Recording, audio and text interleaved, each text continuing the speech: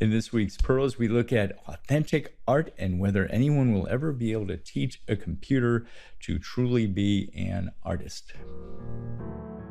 Our big goal is happiness in this life and heaven in the next. To achieve this, we need to stay close to God throughout each day. But how do we do that while living in the real world with all of its challenges and distractions? Growing our interior life through Christian mental prayer is the answer. This podcast mines the riches of the greatest spiritual tradition on earth so we can grow in holiness together. I'm Steve Smith. Thank you for joining me for Pearls of the Interior Life.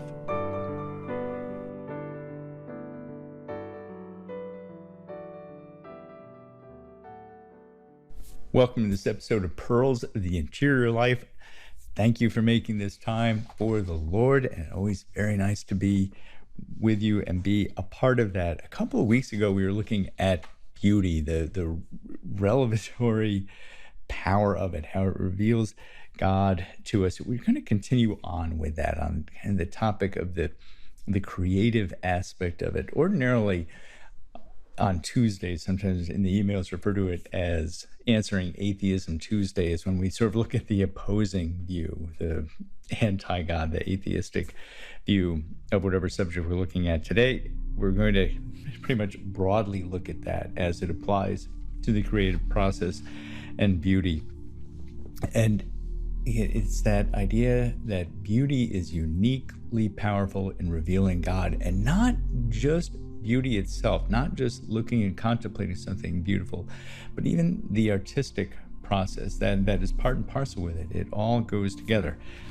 So we're going to look at that idea of inspiration. Where does that come from? Is there something beyond simply our material human nature, the gray matter in our skulls, that is participating in that? Because that's the idea of transcendent beauty. The idea of that is that all beauty is of God. Everything beautiful comes from God, and it's our participation in that. To the extent that something is truly beautiful, just in the sense that it's truly good or true, that it is of God.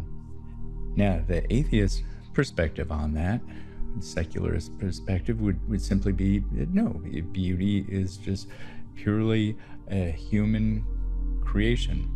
Things that are beautiful just come out of our human experience, our human skills and talent. Kind of one of the litmus tests for this is whether or not a computer could be taught to create something beautiful. So that's what we're going to look at today. This is hardly a rigorous look at that. If there are people out there that have other insights into this, into the technology and the philosophy of it and so forth, I'm all ears. This is just kind of one very high level look at how in theory this works of teaching computers how to be creative. Let's take painting. So one approach to machine learning and artificial intelligence, that sort of thing, would be to take a computer and to train it with the basics of painting. So to seed it, if you will, with the basics. So looking at different styles of painting, looking at impressionism and surrealism and so on. You put all that basics in there, the basic understanding of color, of contrast, of value, shade, all that kind of thing. Very similar to an aspiring artist that would work through an apprenticeship. You learn the basics. Okay, fair enough. Here's then where things get a little bit more complicated. Then the idea would be to introduce randomness. Here, the main idea is that concept of random mutation that is viewed to drive all of evolution. Now, on a side note, on each one of these points, we could have very long, in-depth debates. Can you teach a computer to be random? I mean, you essentially have to program the computer to think randomly.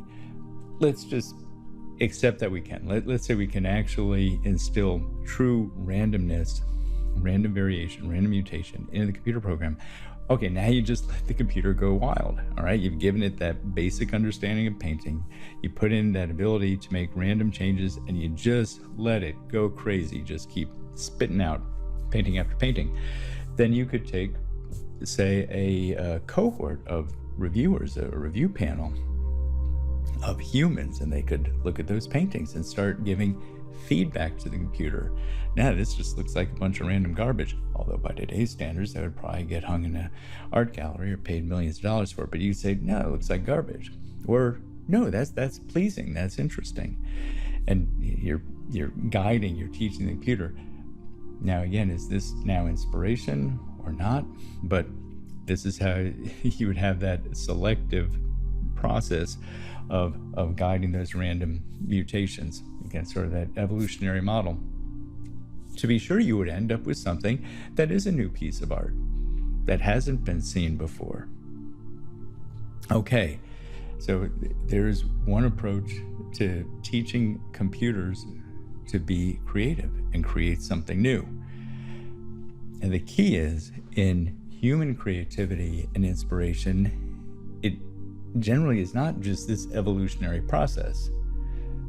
Yes, that is part of it, and that's always been a part of it, certainly in the arts, where you build off of the work of the great masters before you. But the true inspiration, the true beauty, is seemingly at a completely different operation, a different scale. It's not this little incremental change. It's stunning. It breaks forth. It's a little bit like the difference of microevolution and macroevolution.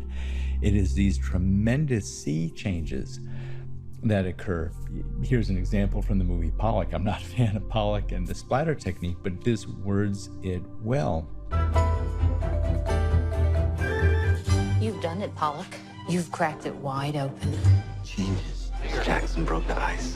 And so in Pollock's breakthrough painting, broke through to what? Or broke through to who?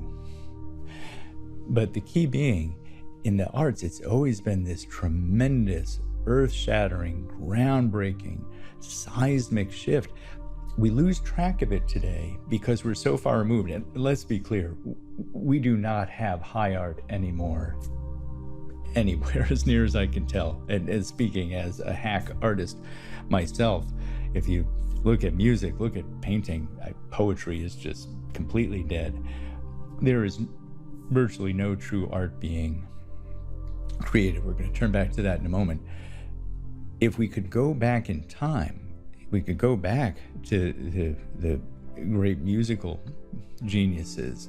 If you went to Mozart, if you went to Beethoven, their work was groundbreaking. It was not incremental. To us now, we look back and it all kind of sounds the same on a classical radio station. If we were back then with the ears to hear, it would have sounded like it was coming from a different planet. Perhaps the closest we would get today is the Beatles, say, how much different they sounded from everything else. But a lot of that also is just happenstance of their place in time and the technology that was there. There was certainly, very creative collaboration. But on top of that, you had the introduction of stereo mixing and effects like plate reverb that were so unique to our ears. But you'd have a little bit of that sense of, wow, this is just completely different. That at a much different scale with the classical artists. Or in painting, you look at Caravaggio. It wasn't just, oh yeah, it's like what people are doing before. It has a little more shimmer. No, his approach to color and light and contrast and value, completely different. And so this incrementalist view, if we could even get there with computers, that doesn't reflect the artistic mode of humanity. We've quoted him before. David Chalmers gets this. David Chalmers is the neuroscientist who coined the term of figuring out the hard problem of consciousness. And he is not a believer. He is a futurist, but he recognizes this reductionist view of human consciousness, that we can just build it up from looking at chemical processes in the brain and mapping it, just like connecting it with a computer in ones and zeros. No, that does not even come close to explaining how human consciousness works. Now we understand much better, for example, the kinds of brain areas that go along with the conscious experience of seeing faces, or of feeling pain, or of feeling happy.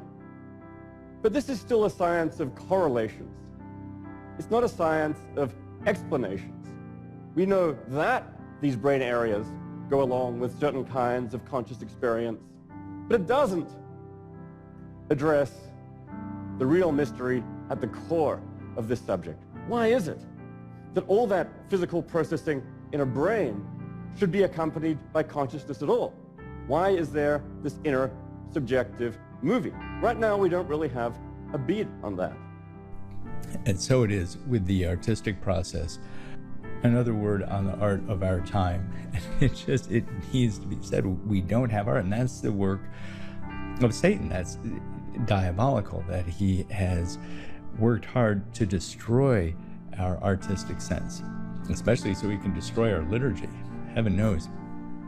But once we get rid of beauty and even our ability to appreciate beauty, then he has done a great job at distancing us from God.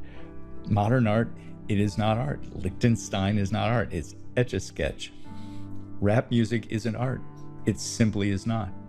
I'm not saying there couldn't be some little spark of beauty or inspiration there, but mostly it is not art. What we confuse is beauty with power. And I'm not saying there isn't tremendous power in ugliness and meanness and lowliness, the things that point us to the worst in humanity. Sure there is. That's tremendously powerful. It can be galvanizing, like watching a train wreck. Or this, controlled demolition. Take a beautiful building and then it gets demolished. There's tremendous power in the controlled demolition. It's galvanizing to watch it. You can't take your eyes off it, but it's not creative. It's not the architecture and the construction that built up that building. It's simply that awe that we have of seeing that kind of destruction.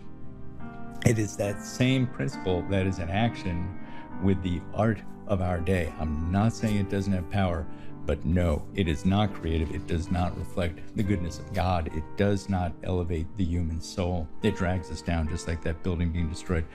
Yeah, this is reflected in the Integrated Humanities program at Kansas State. You may be familiar with. In the early 70s at Kansas State, a number of professors got together and started teaching the classics in a response to the ugliness, to the destruction of the Cultural Revolution in the late 60s. And what they found was students started converting to Catholicism right and left through the program. Now, it was not a religious studies program. They were just teaching the classics, classic beauty, classic truth, classic goodness. And through that, the students' eyes were opened to something greater. And then they shut the program down. They said they were proselytizing. They never taught religion. They just taught the transcendentals. And God comes through from that. If it doesn't reflect God, it is not truly beautiful, nor good, nor true. So I encourage us all to go back to classic beauty. You know, the great masters and their sacred art, sacred music.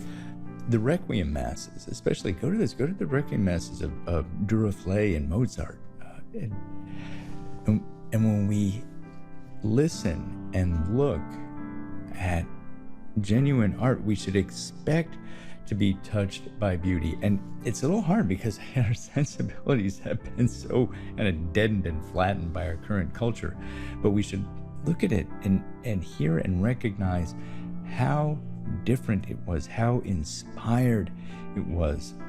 Look at the artistry that's reflected in it.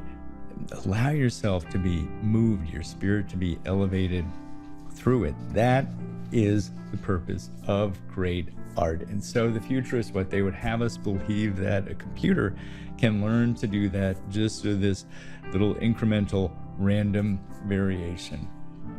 One must admire their faith. And I look forward to being with you again.